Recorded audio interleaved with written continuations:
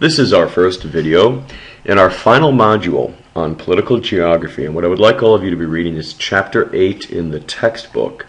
So let's start out with our learning objectives. I would like all of you to be able to understand, but also give examples of what I like to call the basic vocabulary of political geography.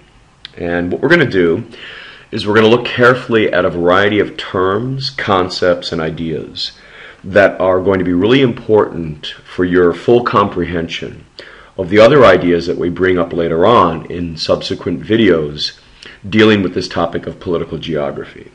The concepts we're going to look at are state, nation, nation-state, binational, trinational, and multinational states, followed by this concept of a stateless nation and the idea of sub-state nationalism. So let's begin by looking at some of these basic introductory concepts, and we'll start with the idea of the state. Now, unfortunately, over the course of the last few weeks, we've been calling countries by this word country. And really what we should have been doing all along is change that word to the word state. So think of the word state as basically being the equivalent of the term that we more typically use, which is country. And what our definition then of a state is going to be is essentially a government that has a capital and also has borders. So it's basically a government that has some kind of geographical expression. An example of a state then would be the United States of America. The country we live in, the United States of America, is a state. Canada is also, as we typically call it, a country. And so what we need to now call it is Canada is a state. The same thing, of course, is true in Russia, or really any of the other roughly 200 quote-unquote countries in the world today. They are all states. And for this particular module, we will be consistent. Instead of calling them countries, we're now going to use the term state, which is in fact the more appropriate term to use. What about the word nation? Nation really is the equivalent of what we typically say when we say ethnicity. A nation is basically a group of people. Another word to use is a national group. And it's almost always the exact same thing as an ethnic group. And because language overlaps almost perfectly with ethnicity, another way of putting that is a linguistic group.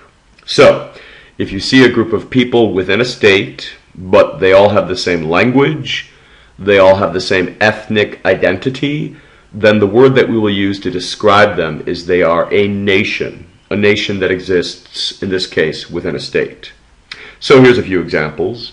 The Potawatomi Nation within the United States of America, if they have their own ethnic identity and their own language, which they do, we'll call that a national group. In Belgium, there's a group of people who call themselves Flemish. They speak a variant of Dutch, and they have a strong ethnic identity. They call themselves the Flems, is another way of putting it. We'll then, therefore, call them a national group or a nation. Over in Thailand, the overwhelming majority of people,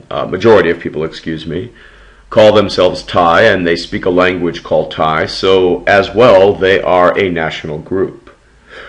Now what happens when you combine the terms nation and state in the way that I have right here? A nation-state is kind of a rare condition.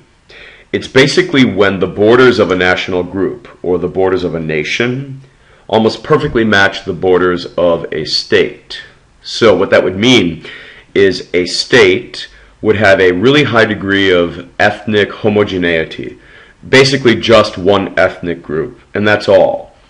So examples of nation-states include Iceland. Iceland has basically 99% of its population. The people speak Icelandic, and they call themselves Icelanders. The same thing is true in Japan.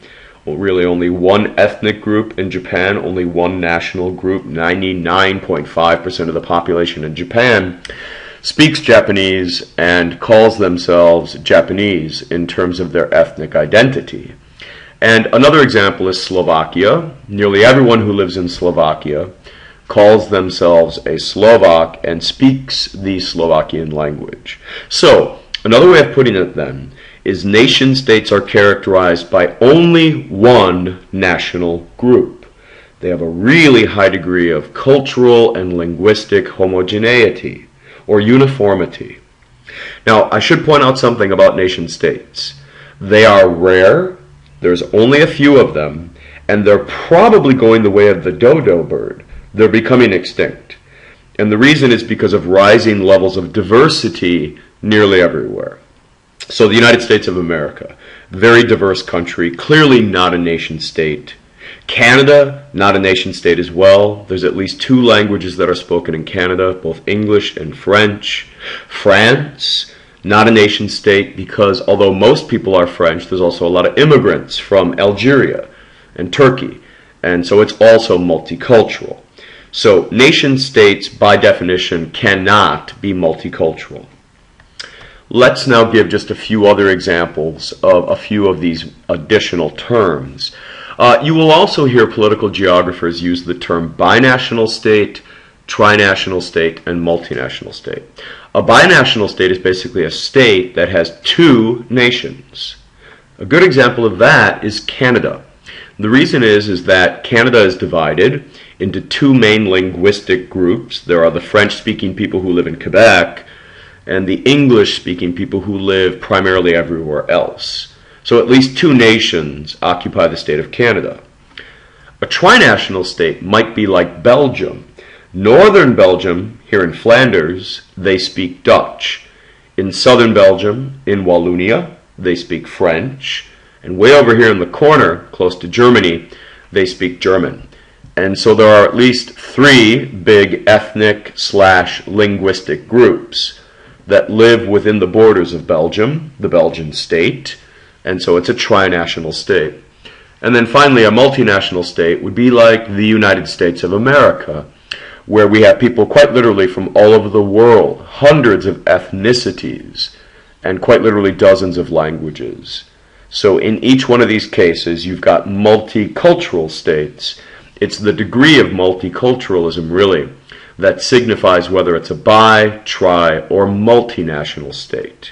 And then finally, because of mobility and globalization, probably more and more states in the world today are becoming binational, trinational, and even multinational as their populations become more diverse because of international immigration in particular. Now, there is another set of concepts that I need to explain before we round out this video. They're somewhat more complicated, so listen carefully. There is the idea of the stateless nation, which often is linked to this idea of sub-state nationalism. Well, stateless nation is pretty easy to understand. It's basically a group of people who have an ethnic identity. They are a nation, but they have no corresponding state. An excellent example of that is the Kurds. The Kurds have their own language and their own ethnic identity, but there is no state called Kurdistan. So they're a nation without a state. The Kurds live in Turkey, Iraq, and Iran, but they are a minority group in each one of these 3 states. And there are a lot of Kurds who actually would love to have their own state. But in order for them to get one, Turkey, Iran, and Iraq would have to willingly give up territory so that the Kurds could assemble that territory and create this new state that might be a nation state, basically, called Kurdistan. That's probably not going to happen because states very rarely willingly give up territory. And so why stateless nations are often linked to sub-state nationalism is because within the state of Turkey right now, the fact that a minority group would like to have their own state means that sub-state nationalism is occurring there. The same thing is true in Iraq and also in Iran. So all 3 of these states are, if you will, plagued by sub-state nationalism. They have a problem that they're probably trying to address. What do we do about the Kurds? Should we give them their own state, or should we maybe do something else? But what this then might lead to is devolution. Remember that from way back in our discussion of globalization. Devolution is when a state breaks up. And Turkey, Iraq, and Iran are all at a risk for devolution because of the sub-state nationalism, that is occurring as a result of Kurds wanting their own state. Here is another example of a stateless nation. It's a territory in northern Spain, right up against the border with France. The people who live here are neither French nor Spanish. Rather, what they call themselves are the Basque, B-A-S-Q-U-E. They have their own language and their own ethnic identity. And they also want their own state. So both Spain and France currently have a problem, if you will, with sub-state nationalism occurring within their borders.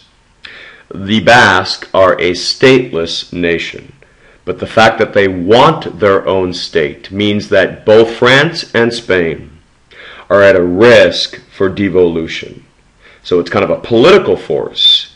In this case, a political force where an ethnic group wants to break out of the state so they can create their own nation state. And that, of course, tends to be one of those issues that can lead to instability in the states that are plagued by that kind of idea. Let me just show you a few other examples and then we'll round up this video. Here is a map of Russia and some of the states nearby, like, just to give an example, Kazakhstan and Ukraine. Well, guess what? 20 years ago, all of these states outlined in any color except gray were once a part of a really big single state called the Soviet Union. But the Soviet Union began to break up or devolve in the late 1980s. The reason that that happened is very complex and multifaceted, but one of the reasons is that the people who live in what is today Kazakhstan are Kazakhs. They wanted their own state. So in other words, the Kazakhs were a stateless nation who basically involved themselves in sub-state nationalism and ultimately were successful because today there's a newly independent state called Kazakhstan on the map with its own capital and its own borders. And the exact same thing is true over here in Ukraine. The Ukrainians used to be within the Soviet Union. They didn't have their own state. They now have their own state as a result of the devolution of the Soviet Union. And then finally, I want to show you this map of a kind of tiny corner of sub-Saharan Africa. It's basically focusing in on an area near the Red Sea, where we have states like Eritrea and Ethiopia.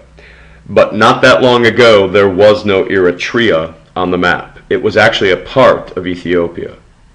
And what's happened over the course of the last 20 years is, again, a stateless nation, the Eritreans, who have their own language and their own national identity, their own ethnic identity, decided that they needed their own state. And so they broke out of Ethiopia, created their own state called Eritrea, got their own capital city in Asmara, and changed the political geographic framework of this particular part of the world. So the Eritreans, the Ukrainians, and the Kazakhs have something in common. They were all once stateless nations who involved themselves in sub-state nationalism and were successful insofar as they got their own state.